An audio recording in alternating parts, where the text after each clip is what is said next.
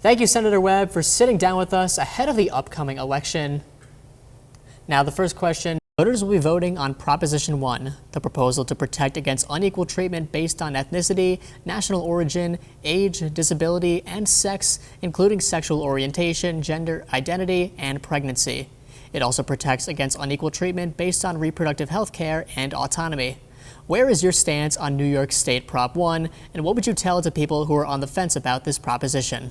So we are in a post-Roe v. Wade world, and we know here in New York how important it is to have access to reproductive health care. It is health care, and what we've been doing in New York is ensuring that women can maintain autonomy over their bodies. We have heard countless stories of women who have lost their lives while giving childbirth or having to make those decisions to terminate. And so it is important as a state that we continue to ensure protections for reproductive rights in this post-Roe v. Wade world for women across New York State. And so I fully support this proposition. This was actually one of the first votes that I took as a freshman senator in the state legislature when I started just under 2 years ago to advance this measure to the ballot.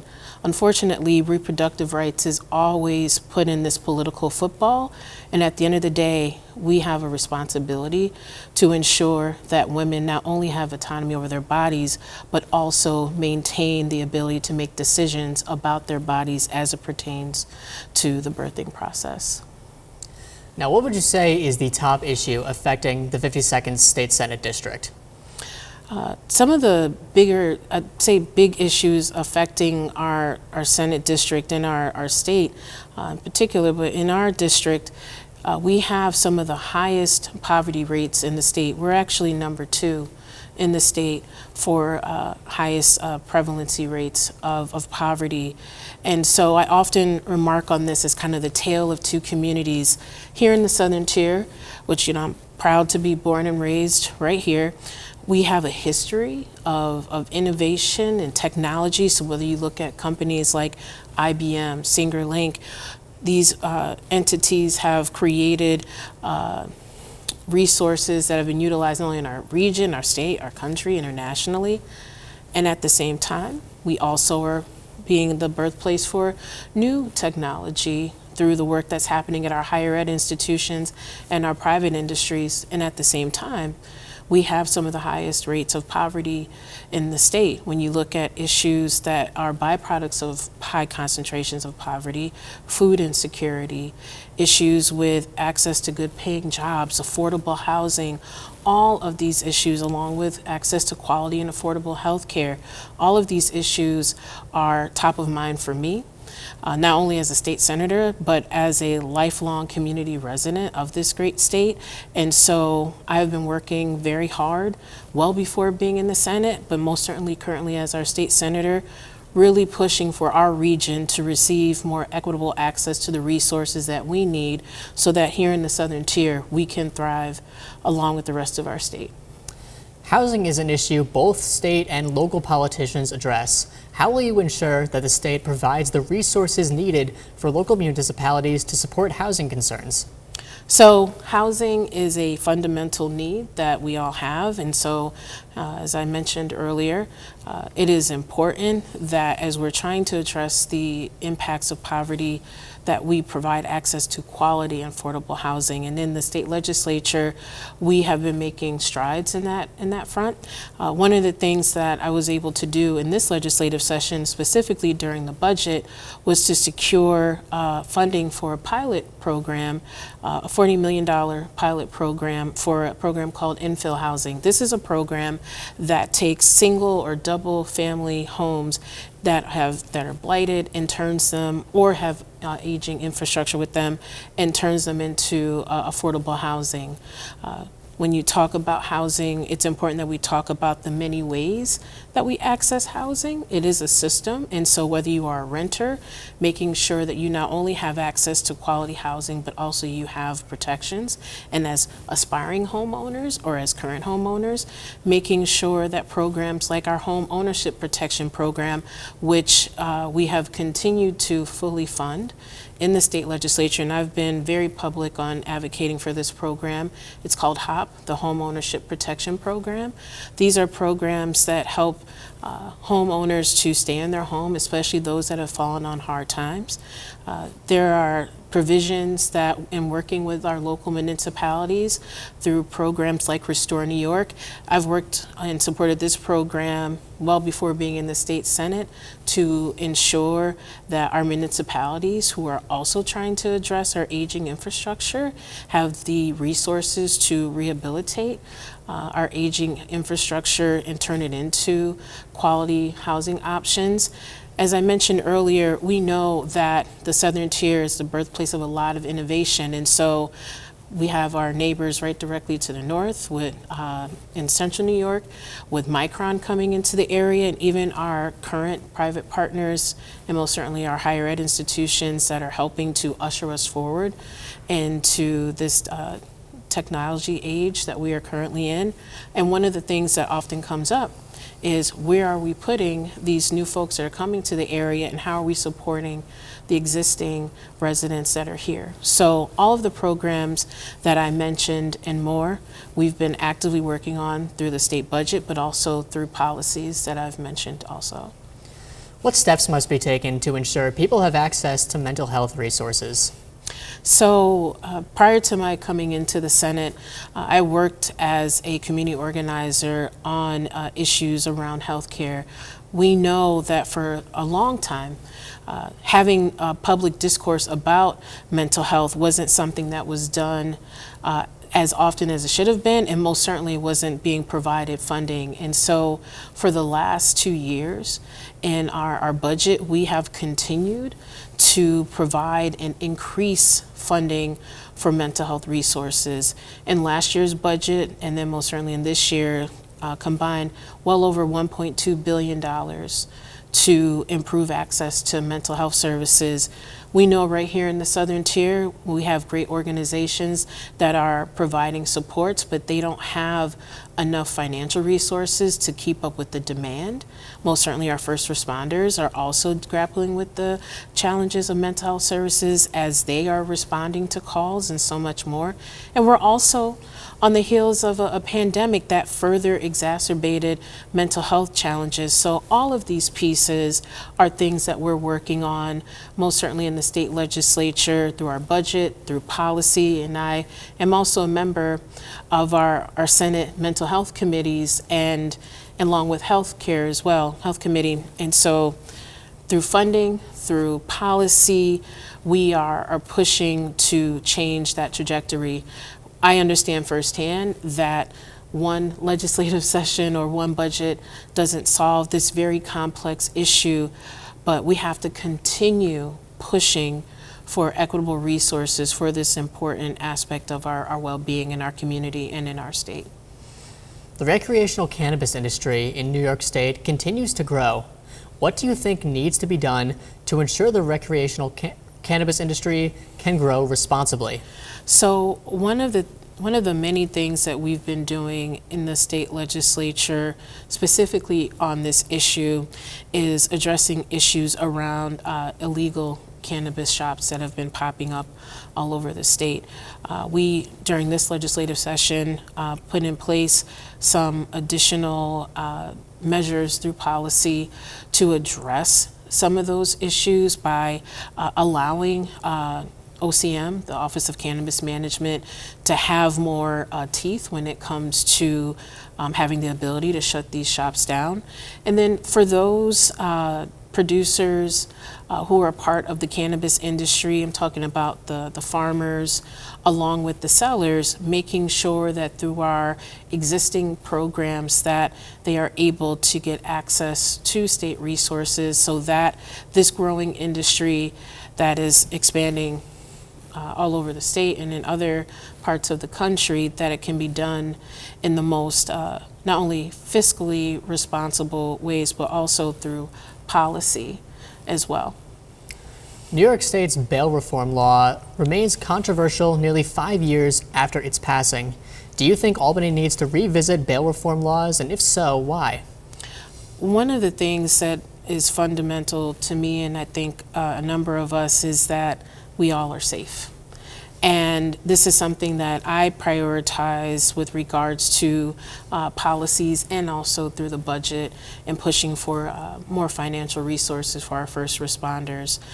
When it comes to policies like bail reform, one of the things that we know, and it is well documented, that the manner in which the law has been interpreted and implemented, there needs to be additional resources, and we have been providing supports to ensure that whether it's our judges, our district attorneys, most certainly Office of Public Defenders, who also, Public Defense, who also provide support, are actually interpreting and implementing the law in the way that it was passed.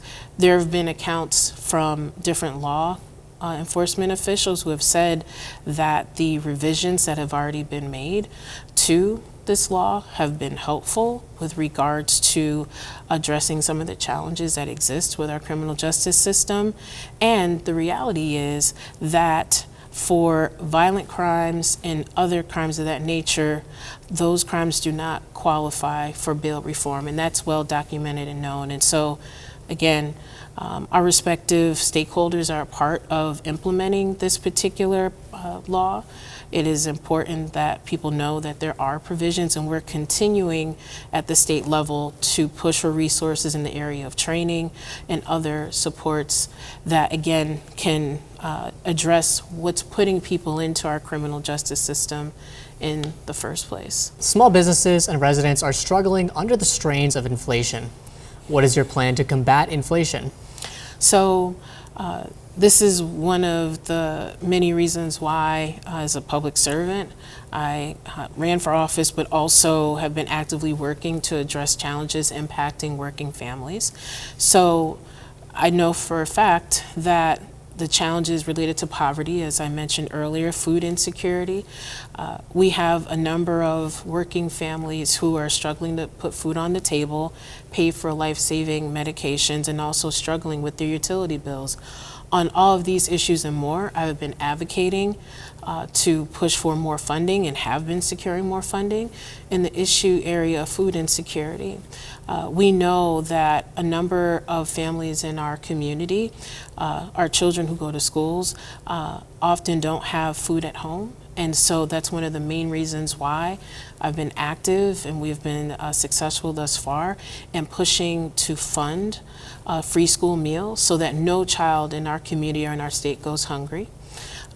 In the area, when it comes to growing costs associated with healthcare, we are actually one of the first states in the nation, and we did this in this legislative session, to actually cap the prices associated with insulin. This is a life-saving medication that we know is very costly.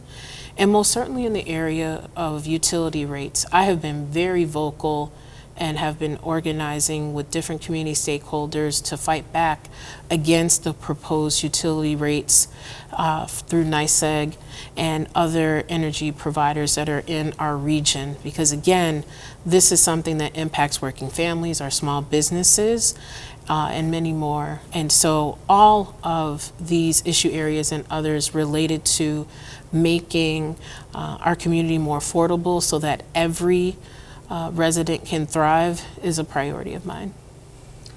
Flooding always remains a concern for the greater Binghamton area. What steps do you plan on taking to keep the community safe from flooding? So I have some both local and state experience on this issue. When we had the floods in 2011, I was on city council at the time and worked directly with our emergency responders, with residents who lost everything from senior citizens who were already struggling to families who lost family homes.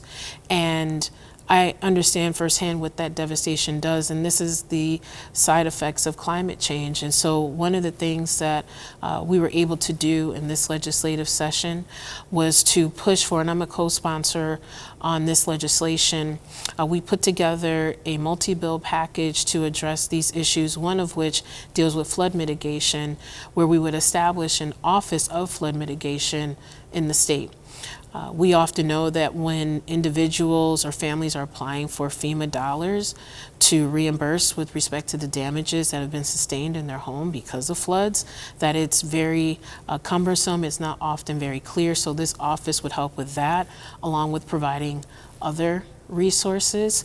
We also know that associated with flood mitigation and protecting people's homes, that flood insurance is also a financial constraint.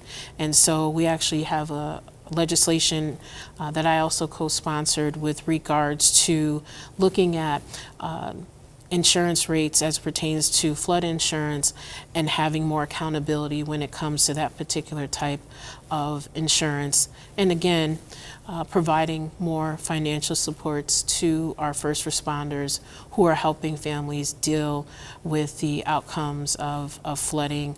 But at the same time, we also have to address the challenges associated with climate change that's being exacerbated in what we've experienced with inclement weather. So all of these things and more are some of the ways in which I have been actively working to address this important issue. What is the key to remaining bipartisan during this time of intense political polarization at the federal level? That's an important question. One of the things that I often remark is that as a public servant, our responsibility is to center the community first. And so whether you are associated with any party, at the end of the day, there are fundamental needs that we all have because we're all human. And so whether that's housing, whether that's health care, most certainly access to education, all of those things are important. And so at the state level, we most certainly remain focused, especially in the state Senate, on our communities, and that's working families and many others to, again, ensure that we are not only centering their needs, but also involving them in the decisions that are impacting their daily lives. I spend a lot of time in our community, all over the Senate district. Oh. This is being recorded, right? So yeah. Okay. I was like, wait, what happened? It's happens sometimes. No problem. So I spend a lot of time in this Senate district, in our community, talking to fellow residents, also other important leaders who are doing the work on the ground on all of these issues we've talked about today and so much more. And that's what government should be.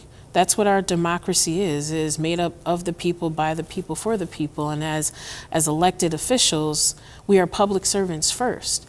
And we have to center the public in not only our dialogue, most certainly that happens in the chamber and outside of the chamber, but also in the policies and the practices that we advocate for, pass, and ultimately help facilitate their implementation. We have experienced far too often that when policies are made devoid of the voices of the folks who are most impacted, what happens is that you have continuing disparities that exist. And it doesn't have to be that way. We all can thrive. New York is a great state with important resources that everyone should be able to have a better quality of life. And that's what motivates me.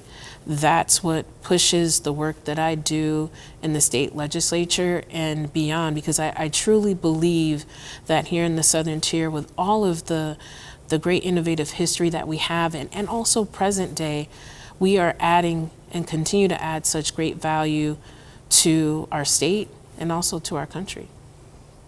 During your nearly 2 years serving in the state Senate, what do you consider to be your biggest accomplishment? Well, I'm 22 months into my first term. If I were to select just one, just one accomplishment,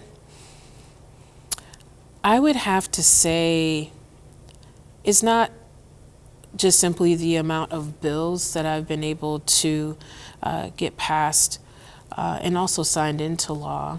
So in my 22 months of being in the Senate, I've been able to get more than 40 bills passed by both houses, and more than 32 signed into law, covering a number of issues. But to me, and that's important, and I think some, folks don't necessarily understand what it takes to get a bill introduced, let alone passed, and then signed into law. But I would say my biggest accomplishment, my one accomplishment thus far, is just being out in the community. I am all over the community every day. I have established a program where we do community office hours, where I'm bringing our office into the community, where residents can come and get information about ways to access different resources through our various state agencies. So whether people are struggling with their unemployment insurance, are in need of health care, other supports, I really believe in bringing government to the community, and that's one of the many ways that I do that, myself and my team. That to me is so important, because a lot of times people don't fully know what we do in the state legislature, or even at the local level, and most certainly the federal level. And so to me, continuing to make myself available, whether it's through community office hours. We also do a variety of initiatives, such as my teacher supply drive, most certainly my community health resource fair. I'm actively trying to connect people to resources, again, to ensure that every resident here in the Southern Tier and across our great state can thrive. Well, Senator, thank you so much for sitting down with us once again ahead of the general election. Thank you so much for having me.